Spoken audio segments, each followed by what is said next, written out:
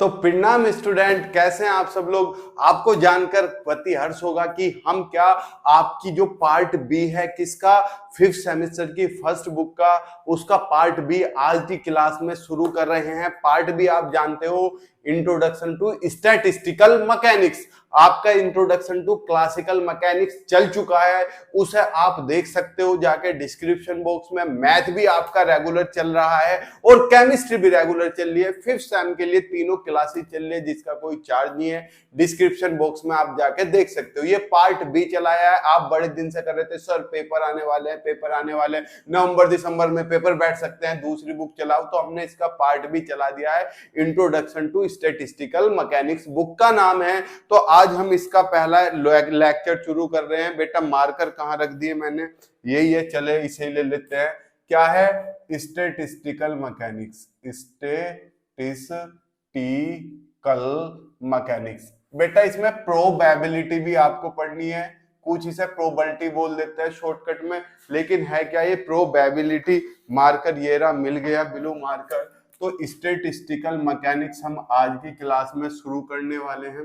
पहले आपको समझना है ये स्टैटिस्टिकल मैकेनिक्स की जरूरत क्या पड़ेगी। सर एक बात तो बताओ, क्या classical mechanics, quantum mechanics, statistical mechanics, हम मैकेनिक्स में ही इतनी चीजें पढ़ रहे हैं। एक न्यूटोनियन मैकेनिक्स भी पढ़ी थी फर्स्ट सेम में, वो क्या थी? मैकेनिक्स की कितनी बीमारियां हैं। बीमारियां कुछ नहीं, जैसे जैसे कॉन्सेप्ट निकलता है ना, उस कॉन्सेप्ट को बड़ा होता चला जाता है तो उसे एक नई बुक का नाम दे दिया जाता है, चांद मेरे।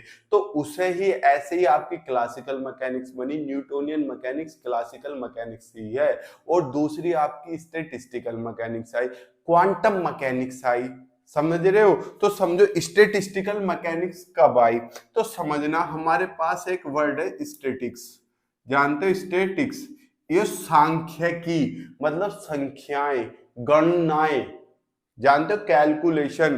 तो भैया ऐसी जिसमें हमें टैबुलेशन मतलब टेबल वेबल की जरूरत थी, कैलकुलेशन की जरूरत पड़ रही थी, और जो मैक्रोस्कोपिक थी मतलब बड़े पार्टिकल या सिस्टम ऑफ पार्टिकल्स पे अप्लाई हो रही थी। तो ऐसी स्टैटिक्स, ऐसी फिजिक्स, ऐसी मैकेनिक्स जिसमें हमें स्टैटिस्टिकल कॉन्सेप्ट की जरूरत पड़ रही थी। मतलब स्टैटिस्टिकल आप मैथ्स में पढ़े हो तो उन कॉन्सेप्ट्स की हमें जिसमें जरूरत पड़ रही थी उसे लेके एक नई फिजिक्स बना दी गई, जिसे क्या बोलते हो? Statistical mechanics. समझो स्टैटिक्स में क्या कैलकुलेशन, टैबुलेशन, इन सब की जरूरत पड़ती थी हमें फिजिक्स में कुछ पोर्शन सोल्व करने के लिए। तो जिस पोर्शन को सोल्व करने के लिए इन कॉन्सेप्ट की, कौन से, जो स्टैटिक्स से रिलेटेड थे, सांख्यिकी से रिलेटेड थे, उनकी जरूरत पड़ रही थी, उसे ही हमने क्या नाम दे दिया? Statistical mechanics. और कहा भैया इन सब में इस चीज की जरूरत पड़ रही है, इसे निकाल के क्या करो? अलग कर दो। अब यही फिजिक्स क्या कहलाएगी? Statistical mechanics. समझे? अब इसकी छोटी छोटी डेफिनेशन लिखा रहा हूं, आपको मर्जी है लिखना चाहो लिख लो, नहीं लिखना चाहो मत लिखो, क्योंकि आज का जो मेन आपको समझना है, प्रायिकता समझना है, जिसे प्रोबेबिलिटी बोल देते हैं। देखो बोर्ड के ऊपर आपके क्या आ गया है? Statics is that branch of science, मतलब स्टैटिक्स फिजिक्स की, साइंस की, विज्ञान की वो शाखा है which deals with the collection, जो कलेक्शन के साथ डील करती है, क्लासिफिकेशन एंड टैबुलेशन, समझ गए, ऑफ न्यूमेरिकल डाटा, मतलब न्यूमेरिकल डेटा की आपकी क्लासिफिकेशन या कलेक्शन की क्या करती है? टैबुलेशन, मतलब टेबल के रूप में क्या करती है?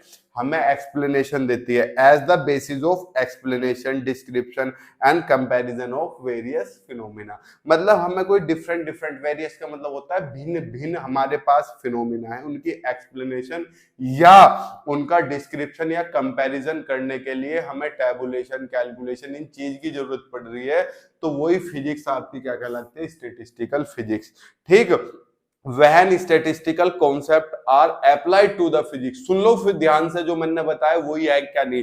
when statistical concept, जब हम statistical concept लगाते हैं किसमें?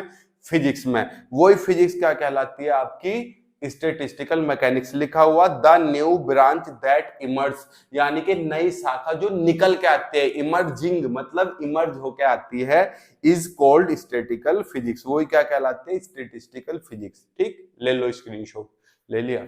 अब समझो मैं इससे आपसे कह रहा हूं ये मैक्रोस्कोपिक है, माइक्रो नहीं, माइक्रो मतलब जो माइक्रोस्कोप से देखे जाते हैं बहुत छोटे छोटे पार्टिकल हो, ये माइक्रो नहीं मैक्रो, यानी कि कलेक्शन ग्रुप पे डिपेंड करती है, और जहां ग्रुप आ जाता है तो वो छोटा कहां रह गया, मेरे चांद सितारों गुनगुनो है।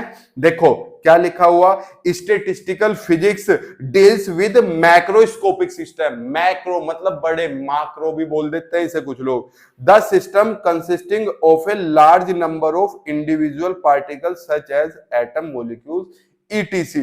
यानी कि ये क्या करता है, लार्ज नंबर रखता है, इंडिविजुअल नहीं, अकेला नहीं। देखो इट इज नॉट कंसर्न, ये कंसर्न मतलब उसके प्रति जिज्ञासा नहीं रखता, किसके प्रति, with the behaviour of the individual, एक पार्टिकल के लिए नहीं। अबे एक पार्टिकल के लिए टैबुलेशन थोड़ी करोगे, जब क्या होगा पूरा का पूरा ग्रुप होगा, समूह होगा, तभी तो टैबुलेशन करोगे मेरे चांद। यही तो बताने की कोशिश कर रहा हूं, जिसमें कलेक्शन करना हो, टैबुलेशन करना हो, बहुत सारे पार्टिकल होंगे तभी तो कलेक्शन करोगे। तो ऐसी फिजिक्स में, किसी में, स्टैटिस्टिकल मैकेनिक्स में, इसमें एक पार्टिकल के लिए, इंडिविजुअल के लिए नहीं होता ये। अब समझो जैसे क्लासिकल मैकेनिक्स है, आपको सिस्टम ऑफ पार्टिकल है, आप उसके मोशन के बारे में चर्चा कर रहे हो, तो आप थोड़ी सी खोपड़ी चलाओ, एक पूरे सिस्टम के मोशन के बारे में आप चर्चा कर लोगे, लेकिन उसमें लाखों करोड़ों पार्टिकल है, तो जब उनकी चर्चा करते हो तो क्लासिकल मैकेनिक्स में उनकी चर्चा करना बहुत मुश्किल हो जाता है। तो जब क्यों, क्योंकि पूरा कलेक्शन मिल गया, और तब कलेक्शन के बारे में चर्चा करेंगे तो हमारी कैलकुलेशन बहुत ज्यादा हो जाएंगी, हमें टेबुलेशन बनाना पड़ेगा, टेबल वगैरह बनकर डिस्कशन करना पड़ेगा, तो वो हमने हटा के किसके अंदर डाल दिया, स्टैटिस्टिकल। तो हमें एक नए कॉन्सेप्ट की, नई कैलकुलेशंस की, नई मेथड की जरूरत थी, तो वही जरूरत हमने क्या बना दी, स्टैटिस्टिकल फिजिक्स बना दी। देखना चाहो देख लो क्या लिखा हुआ, इन सर्टेन केसेस, कुछ स्थिति में, particularly where the system contains a large number of particle, मतलब वहां जहां सिस्टम बहुत लार्ज नंबर ऑफ पार्टिकल्स लगता है, ordinary laws of mechanics could not be use, मतलब जो साधारण नियम है मैकेनिक्स के वे उपयोग में नहीं आ सकते, as it is impossible to follow the motion of each particle. क्यों, प्रत्येक पार्टिकल के मोशन को फॉलो करना बहुत मुश्किल होता है, क्योंकि बहुत सारे पार्टिकल होते हैं।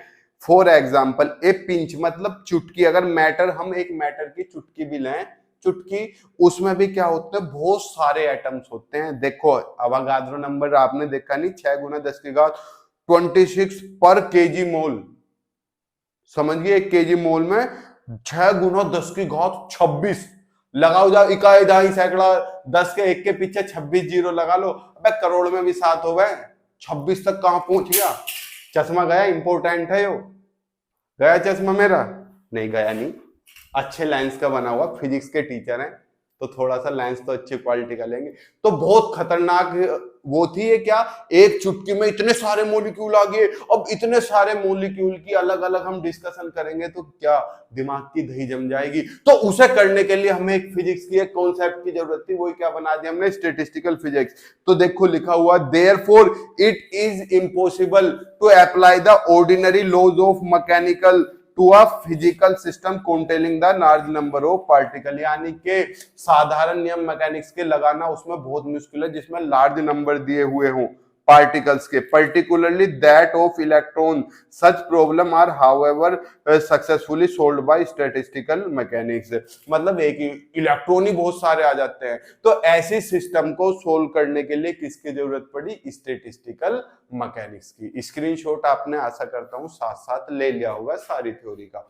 ये थ्योरी आपको समझाने वाली थी लेकिन आप बाद में भूल जाते हो, तो इस वजह से मैं लिखा रहा हूं, आपको लिखना हो आप लिख लेना, ठीक। इसमें मेरा चश्मा बलि चढ़ते चढ़ते बचा है, तो इसलिए इस वीडियो को लाइक शेयर जरूर करना बच्चा पार्टी, क्यों, तभी तो बच्चे जुड़ेंगे, तब आप इसे क्या करोगे, लाइक शेयर सब्सक्राइब करोगे, नहीं तो बहुत से चैनल चल रहे हैं, समस्या कोई दिक्कत वाली बात है ही नहीं। समझो अब काम की चीज। अब ये जो आपकी क्या थी, स्टैटिस्टिकल मैकेनिक्स, इसे भी 3 हिस्सों में बांट दिया था, आपको पता हो, Maxwell Boltzmann statics, Bose-Einstein statics और फर्मी डिराक। पहले तो 2 हिस्से में थी, पहली तो थी आपकी यही कौन सी, जो मैंने सबसे शुरुआत में बोली, कौन सी बोली ना, वीडियो पीछे नहीं करनी, पॉज करो, कमेंट में लिखो सबसे पहले मैंने कौन सी बोली थी, मैक्सवेल बोल्ट्जमैन। ध्यान रखा करो वीडियो में।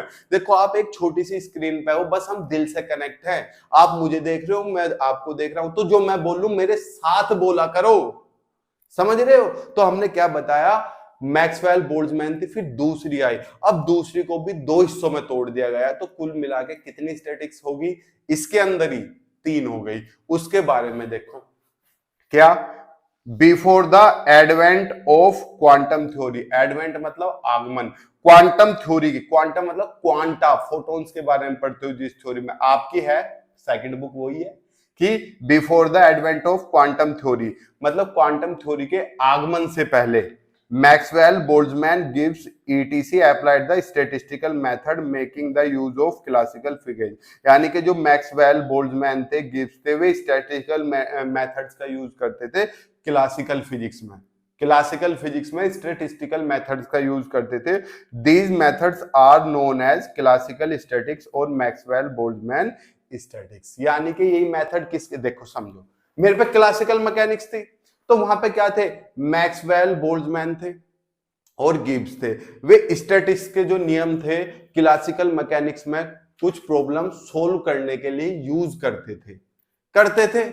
तो ये नियम आपके क्या कहलाए, क्लासिकल स्टैटिक्स, समझना, क्लासिकल स्टैटिक्स या मैक्सवेल बोल्ट्जमैन स्टैटिक्स। लेकिन जो मैक्सवेल बोल्ट्जमैन की जो स्टैटिक्स थी वो हमें टेम्परेचर, एंट्रोपी ये तो एक्सप्लेन कर पा रही थी, लेकिन जब ब्लैक बॉडी रेडिएशन आया, ब्लैक बॉडी रेडिएशन जानते हो आप, पढ़ा हुआ है ठीक, थर्मल, उसमें थर्मल फिजिक्स में, तो जब ब्लैक बॉडी रेडिएशन आया तो मैक्सवेल बोल्ट्जमैन की जो स्टैटिक्स थी वो इसे एक्सप्लेन करने में क्या होगी बच्चा, बिल्कुल पूरी तरीके से फेल होगी। तो जब हमारी कौन सी आई, दूसरी स्टैटिक्स आई, वो भी पार्टिकल के बेसिस पे दो अलग अलग हिस्सों में ब्रेक हो गई। देखो क्या, the classical statics successfully explain the phenomena like temperature, pressure, the classical statics successfully explain the phenomena temperature, pressure, energy, etc.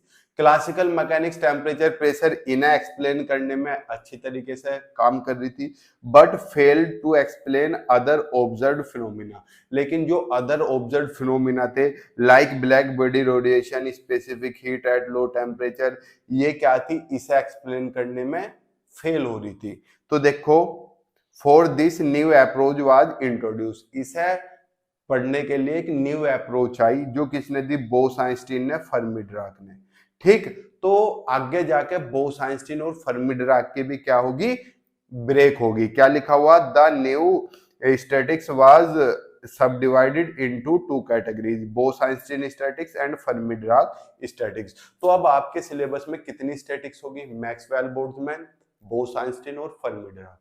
अब ये क्या क्या है, एक बार मोटा सा ओवरव्यू देख लो। देखो जो मैक्सवेल बोल्ट्जमैन है, it is applicable to the identical distinguishable particle of any spin, यानी कि कुछ भी स्पिन हो रहा है, क्वांटम स्पिन संख्या नहीं जानते, चक्रण संख्या नहीं जानते, 1/2 1, ये जो कुछ भी संख्या हो उनके लिए एप्लीकेबल है। लेकिन पार्टिकल कैसे होने चाहिए, आइडेंटिकल, जानते हो, डिस्टिंग्विशेबल, जिन्हें अलग भी कर सको। नॉर्मली ये गैस के पार्टिकल होते हैं, लिखा हुआ है the molecules of gas are the particles of this kind. अब कौन सी आती है, बोस-आइंस्टीन स्टैटिक्स। मैंने क्या बताया, मैक्सवेल बोल्ट्जमैन, फर्मी-डिराक और बोस-आइंस्टीन एक जैसी हैं। तो जो बोस-आइंस्टीन आती है वो किस पे लग रही है, आइडेंटिकल तो तीनों है, पहले में डिस्टिंग्विशेबल थे, इसमें क्या आ जाएंगे, इनडिस्टिंग्विशेबल पार्टिकल। कैसे, जिनका जो स्पिन है वो 0 हो या 1 हो। देख लो क्या लिखा हुआ, पार्टिकल्स ऑफ 0 और integral spin, these particle are called boson. अरे बोस-आइंस्टीन में क्या कहलाते हैं, बोसोन ही तो कहलाते हैं। बोसोन मतलब हीलियम पार्टिकल लो टेम्परेचर पे जो होते हैं। नेक्स्ट आ गई फर्मी-डिराक। फर्मी-डिराक भी भैया बोस-आइंस्टीन जैसी तो है, वो भी पार्टिकल आइडेंटिकल होंगे, सर होगी, इनडिस्टिंग्विशेबल होंगे, सर होगी। लेकिन मैंने क्या बताया, बस उनका स्पिन अलग होगा, पार्टिकल का हल्का सा नेचर अलग होगा। अब फर्मी आयंस, फर्मी-डिराक मतलब फर्मी आयंस, इलेक्ट्रॉन प्रोटॉन, और इनका स्पिन कितना होता है, हाफ। तो अब स्टैटिक्स आपकी कितनी तरह की होगी बच्चा, 3 तरह की। समझो मैंने क्या बताया, मैं बोर्ड पे लिख के बता देता हूं एक बार। पहले जो चलती थी क्लासिकल चलती थी, ठीक, फिर एक नई आ गई, एक तरीके से न्यू मैकेनिक्स, ठीक है। ये अप्लाई थी कैसे पार्टिकल पे, गैस के पे, जो क्या हो आइडेंटिकल, जिनकी आइडेंटिटी हो, और डिस्टिंग्विशेबल, डिस्टिंग्विशेबल। और ये कैसी थी बेटा, ये भी आइडेंटिकल के लिए थी, और पार्टिकल कैसे, इनडिस्टिंग्विशेबल, ठीक, ये तो ठीक था। लेकिन जब स्पिन की बात आई, इसमें चला एनी स्पिन, कोई सा भी पार्टिकल हो जो डिस्टिंग्विशेबल और आइडेंटिकल हो, ये क्लासिकल इसके अंदर आ जाएगा। लेकिन जब इसमें स्पिन की चक्रण की बात आई तो भैया जीरो आ गया या हाफ आ गया, जीरो हो या कोई भी स्पिन हो या केवल हाफ हो। हाफ वाले तो इलेक्ट्रॉन प्रोटॉन न्यूट्रॉन होते हैं, जीरो या एनी स्पिन वाले कौन से होते हैं, बोसॉन्स होते हैं। तो इसे किसके अंदर रख दिया गया, फर्मी डिराक के अंदर। और ये किसके अंदर आया बेटा, बोस आइंस्टीन के, क्योंकि बोसोन आ रहे हैं। बताओ कोई समस्या है। तो ये हमारी क्या होगी, मैकेनिक्स, कौन सी, क्लासिकल मैकेनिक्स। इसका दूसरा नाम क्या है, मैक्सवेल बोल्ट्जमैन। और इसका क्या है बेटा, जिसमें पार्टिकल आइडेंटिकल हो, इंडिस्टिंग्विशेबल हो, और उनका जो स्पिन है जीरो या एनी स्पिन हो, बोस आइंस्टीन। और बेटा ऐसे जो आइडेंटिकल हो, इंडिस्टिंग्विशेबल हो और स्पिन उनका हाफ हो, फर्मी डिराक। ये बात अब हमारे माइंड में, जहन में सेट हो गई। कल की क्लास में हम क्या करेंगे, प्रोबेबिलिटी पढ़ेंगे, प्रोबेबिलिटी प्रायिकता क्या होती है। तब तक के लिए जय हिंद, जय भारत, प्रणाम, शुभ संध्या।